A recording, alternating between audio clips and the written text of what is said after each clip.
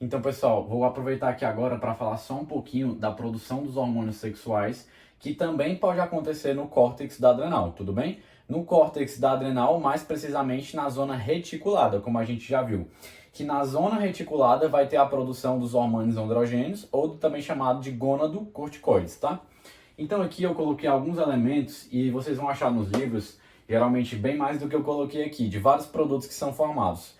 Mas eu queria aqui só abordar a ideia geral e vocês vão para o livro depois estudar e conhecer um pouco melhor os outros produtos, todo aquele monte de reações que ocorrem, podem acontecer no córtex adrenal, para ter a formação dos gonadocorticoides, mas também ter a formação de quem? Dos próprios mineralocorticoides e dos glicocorticoides. Porque vamos entender, isso aqui eu queria que ficasse mais gravado na mente de vocês de cor, né? No coração. Que é o quê?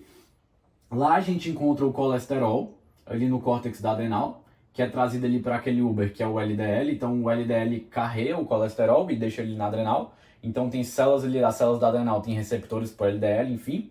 E esse colesterol serve como matéria-prima para a produção dos hormônios esteroides. Sejam o mineralocorticoide, seja o glicocorticoide, seja o gonadocorticoide. Aí eu queria aqui só apresentar algumas ideias, que é a seguinte. Geralmente quem é formado imediatamente a partir do colesterol é a pregnenolona, tudo bem? A partir de uma enzima chamada de colesterol desmolase. E vamos entender a ideia aqui. É como se o córtex fosse precisamente essa fábrica. Nessa fábrica chega a matéria-prima. Quem está na fábrica, as células ali, possuem as células diferentes ferramentas. E as ferramentas vão servir para tratar aquela matéria-prima e deixá-la formar um produto final diferente. Então aqui a gente pode ter justamente a partir do tratamento da matéria-prima, que é o colesterol, com essa ferramenta que é o colesterol desmolase, a gente tem esse produto final, que é a pregnenolona, que é um produto final, mas também pode atuar como um produto intermediário. Então aqui a gente pode ter a pregnenolona passando aqui por uma enzima que é a 17-hidroxi, certo? 17-hidroxi alguma coisa.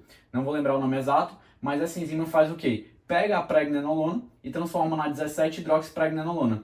E essa a partir daqui, a partir dessa, pode haver a transformação por uma nova enzima na desidroepiandrosterona, que a gente já até viu em outros momentos mais no decorrer da aula, como um dos principais androgênios formados no córtex adrenal. E essa aqui, por sua vez, ela pode se transformar em quem? A partir de sofrer aqui por uma nova enzima, pode se transformar na androstenediona. Vamos entender aqui o seguinte também. A pregnenolona, por sua vez, pode dar origem, após um processo aqui também que haveria uma ferramenta, haveria uma enzima, para a progesterona. Progesterona, como a gente vai ver nas aulas mais à frente, que é precisamente um dos hormônios sexuais femininos. Então pode ser formada a progesterona na região da adrenal. E a progesterona, por sua vez, pode aqui se transformar após outra reação enzimática na androstenediona, por exemplo. Então aqui a gente já começa a ver o seguinte, que os produtos finais acabam se transformando também, podem atuar como produtos intermediários. Produtos intermediários na formação de outros e outros hormônios, tudo bem? E aqui, pessoal, a partir da pregnenolona, a progesterona, eu poderia, se continuasse o quadro mais para baixo, e mostrar também como é formado no meio disso tudo o próprio cortisol e também a própria aldosterona, que seria o mineralocorticoide. Mas isso vai ficar, eu queria focar mais nessa parte dos hormônios sexuais, para a gente entender que na adrenal são formados os hormônios androgênicos, que eu já comentei, mas também pode ser formada a progesterona, e aqui também pode ser formada na nossa adrenal pequenas quantidades de estrogênio, que também é outro hormônio sexual feminino. Então aqui a gente vê que pode ser formado todos os hormônios sexuais basicamente, né? Tem os androgênios sendo formados, tem os dois hormônios sexuais femininos sendo formados, mas a gente não forma testosterona na adrenal, porque aqui na adrenal fica faltando uma enzima, uma ferramenta que só vai haver aonde? Principalmente aonde? É ali nos testículos. Então aqui não vai ter a formação de testosterona, mas vai ter a formação, como já foi comentado, desses outros androgênios. Pode ser formado também a progesterona, que é um hormônio sexual feminino, e também ser formado o estrogênio, que é outro hormônio sexual feminino. Então esse aqui eu queria comentar de maneira bem geralzona, não vou abordar muito o processo enzimático na formação de cada uma, porque eu acho que fica muito detalhe, e vocês podem contar depois com mais calma no livro.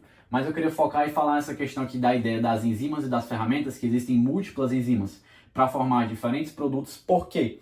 Para guardar essa ideia no sentido de que saber que quando você tem uma doença genética, pode haver a mutação do gene que determina que vai haver a formação de determinada enzima. Então, se eu tenho uma mutação de um gene que levaria à formação de determinada enzima, de uma ferramenta, se aquele gene está mutado, pode ser que a ferramenta fique o quê? Fique uma ferramenta inadequada, uma ferramenta ineficiente. Se alguma enzima, alguma ferramenta está ineficiente, pode ser que eu tenha algum problema aqui na formação de algum hormônio. E isso resulte simplesmente em quê? Simplesmente na deficiência de um determinado hormônio.